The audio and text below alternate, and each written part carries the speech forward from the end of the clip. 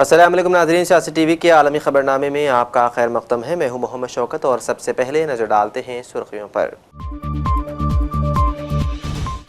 اقوام متحدہ کی سلامتی کونسل پیر کو صدر ٹرمپ کے غزہ منصوبے پر کرے گی ووٹنگ۔ اسرائیل اور حماس کے درمیان جنگ بندی کے بعد کے اقدامات کو آگے بڑھانا ہے مقصد۔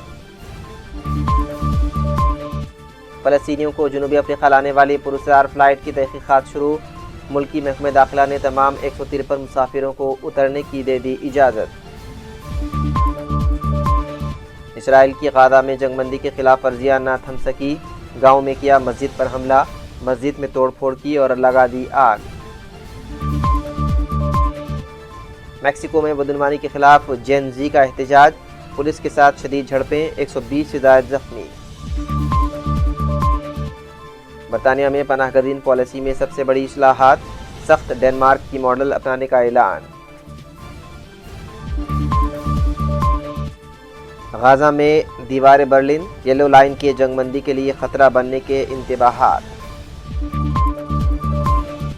وینزویلا کے صدر نے امریکی دھمکیوں کے خلاف چوکسی برتنے کی اپیل۔ امریکہ اور ٹوباگو کی مشترکہ فوجی مشق کے اعلان کے بعد ملک میں احتیاط کا اعلان۔ اور اب پیش ہے خبروں کی تفصیل۔ اقوام متحدہ کی سلامتی کونسل امریکی صدر ڈونلڈ ٹرمپ کے غزہ امن منصوبے کی توثیق کے لیے ایک قرارداد پر ووٹنگ کرے گی۔ گزشتہ ہفتے امریکی اہلکاروں نے باضابطہ طور پر 15 رکنی سلامتی کونسل میں مذاکرات شروع کیے تاکہ ایک متن تیار کیا جا سکے جو اسرائیل اور حماس کے درمیان جنگ بندی کے بعد اقدامات کو آگے بڑھائے اور ٹرمپ کے منصوبے کی توثیق کرے۔ قرارداد کے مسودے میں کہا گیا ہے کہ بورڈ آف پیس کے قیام کا خیر مقدم کرتے ہیں، جو غزہ کے لیے ایک عبوری حکومتی ادارہ ہوگا جس کی صدارت نظریاتی طور پر ٹرمپ کریں گے اور اس کا مینڈیٹ 2027 کے آخر تک جاری رہے گا۔ جنوبی افریقہ نے 153 فلسطینی مسافروں کو تقریباً 12 گھنٹے تک طیارے میں روک کر رکھنے کے بعد بالآخر انہیں اترنے کی اجازت دے دی۔ رپورٹس کے مطابق 153 فلسطینیوں کو لے کر آنے والے طیارے نے جنوبی افریقہ کے O R Timbo international airport پر لینڈ کیا۔ پولیس نے کہا ہے کہ مسافروں کو ہوائی جہاز سے باہر جانے کی اجازت نہیں دی گئی کیونکہ ان تمام مسافروں کے پاسپورٹس پر ضروری ڈپارچر کی مہر نہیں تھی۔ واجدہ مقامی انسانی فلاحی تنظیم کی جانب سے عارضی رہائش فراہم کرنے کی ضمانت کے بعد جنوبی افریقہ کے محکمہ داخلہ نے تمام 153 مسافروں کو اترنے کی اجازت دے دی۔ جنوبی افریقہ کے صدر کا کہنا تھا کہ ان افراد کو انسانی ہمدردی کی بنیاد پر جنوبی افریقہ میں آنے کی اجازت دی گئی، تاہم یہ واضح نہیں ہو سکا کہ یہ افراد کن حالات میں غزہ سے نکلے اور کیسے جنوبی افریقہ تک پہنچنے میں کامیاب ہوئے۔ جنوبی افریقہ کے صدر نے اعلان کیا ہے کہ غزہ سے فلسطینیوں کو لے کر آنے والے چارٹرڈ طیارے کی پراسرار آمد کی تحقیقات کی جائیں گی۔ واضح ہے کہ جنوبی افریقہ نے غزہ میں حماس اور اسرائیل کے درمیان جنگ کے دوران فلسطینیوں کی بھرپور حمایت کی تھی۔ اسرائیل کی غزہ میں جنگ بندی کی خلاف ورزیاں تھمنے کا نام نہیں لے رہی۔ غزہ کے ساتھ ساتھ مغربی کنارے میں بھی اسرائیلی فوج اور غیر قانونی یہودی آبادکاروں کی کارروائیاں جاری ہے۔ یہودی آبادکاروں نے مغربی کنارے کے شمالی علاقے میں واقع گاؤں میں مسجد پر حملہ کر دیا اور مسجد میں توڑ پھوڑ کی اور آگ لگا دی۔ دیواروں پر نسل پرستانہ جملے لکھے۔ مقبوضہ مغربی کنارے میں اسرائیلی فوج نے کارروائیوں کے دوران 15 فلسطینیوں کو گرفتار بھی کیا ہے۔ وہیں اسرائیلی فوج نے غزہ میں آج بھی 3 مختلف مقامات پر حملے کیے۔ خان یونس میں رہائشی علاقوں کو نشانہ بنایا گیا۔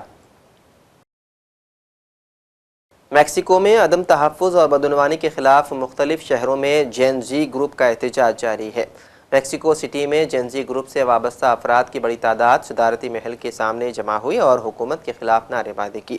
مظاہرین نے صدارتی محل کے سامنے سیکیورٹی رکاوٹیں عبور کر لی۔ اس دوران پولیس اور مظاہرین میں جھڑپیں ہوئی۔ پولیس نے مظاہرین کو منتشر کرنے کے لیے طاقت کا استعمال کیا اور آنسو گیس کے شیل برسائے۔ مظاہرین نے بھی پولیس پر پتھراؤ کیا۔ پولیس اور مظاہرین کے درمیان جھڑپوں کے دوران علاقہ میدان جنگ کا منظر پیش کرتا رہا۔ برطانیہ میں ایک نیا اصلاحی منصوبہ متعارف کرایا جا رہا ہے جس کے تحت اب پناہ گزینوں کو اس وقت تک ملک میں مستقل رہائش کے بجائے عارضی پناہ دی جائے گی جب تک کہ ان کا اپنے ملک واپس جانا محفوظ نہ ہو جائے۔ برطانیہ نے کہا ہے کہ وہ اسائلم نظام میں بڑے پیمانے پر اصلاحی منصوبے کے تحت پناہ گزینوں کو دی جانے والی حفاظتی سہولیات میں نمایاں کمی کرے گا۔ لیبر حکومت کی جانب سے اقدامات ایسے وقت میں سامنے آئے ہیں جب وزیر اعظم کیئر اسٹارمر کو غیر منظم امیگریشن کے معاملے پر تنقید کا سامنا ہے۔ اسرائیل سے ظاہر ہونے والی حالیہ معلومات نے غزہ پٹی میں فلسطینی شہریوں کی دوبارہ تعمیر کے منصوبے، خاص طور پر یلو لائن کے پیچھے موجود علاقوں سے متعلق کئی سوالات پیدا کر دیے ہیں۔ یہ معلومات عالمی اور مصری حلقوں میں خدشات پیدا کر رہی ہے کہ یہ یلو لائن غزہ پٹی کو دو الگ حصوں میں تقسیم کرنے کی ابتدا ہو سکتی ہے، جو شرم الشیخ میں طے شدہ وسیع پیمانے کی جنگ بندی معاہدے کو خطرے میں ڈال سکتا ہے۔ وینزویلا کے صدر نکولس مادورو نے کیریبیائی خطے میں امریکہ اور ٹوباگو کی مشترکہ فوجی مشق کے اعلان کے بعد ملک کے مشرقی حصے میں مستقل چوکسی برتنے اور متحرک رہنے کی اپیل کی ہے۔ مادورو نے شمالی ریاست میرانڈا کے پیٹارے میں ایک عوامی تقریب کے دوران کہا کہ میں ایک بار پھر مشرقی ریاستوں کے تمام لوگوں سے شہریوں، فوج اور پولیس کے درمیان مکمل اتحاد برقرار رکھنے، چوکسی برتنے اور وینزویلا کا پرچم بلند کرتے ہوئے سڑکوں پر مارچ کرنے کی اپیل کرتا ہوں۔ انہوں نے زور دے کر کہا ہے کہ یہ اپیل تمام سماجی اور سیاسی حلقوں کے لیے ایک ہدایت ہے کہ وہ چوکنا رہیں اور کسی اشتعال انگیز میں نہ رہے۔ امریکی صدر ڈونلڈ ٹرمپ کے جنوبی امریکی ملک وینزویلا کے ساتھ تنازع کی خبریں شروع سے ہی گردش کر رہی ہیں۔ دیر اثنا ٹرمپ نے اشارہ دیا ہے کہ انہوں نے وینزویلا میں اس ہفتے کئی اعلیٰ سطحی بریفنگ کی اور خطے میں امریکہ کی بڑھتی ہوئی طاقت کی نمائش کے بعد کارروائی کرنے کا فیصلہ کیا ہے۔ CNN نے ذرائع کا حوالہ دیتے ہوئے اطلاع دی ہے کہ حکام نے رواں ہفتے ٹرمپ کو وینزویلا میں فوجی کارروائیوں کے آپریشن سے آگاہ کیا ہے، جس کا مقصد نکولس مادورو کو اقتدار سے ہٹانا ہے۔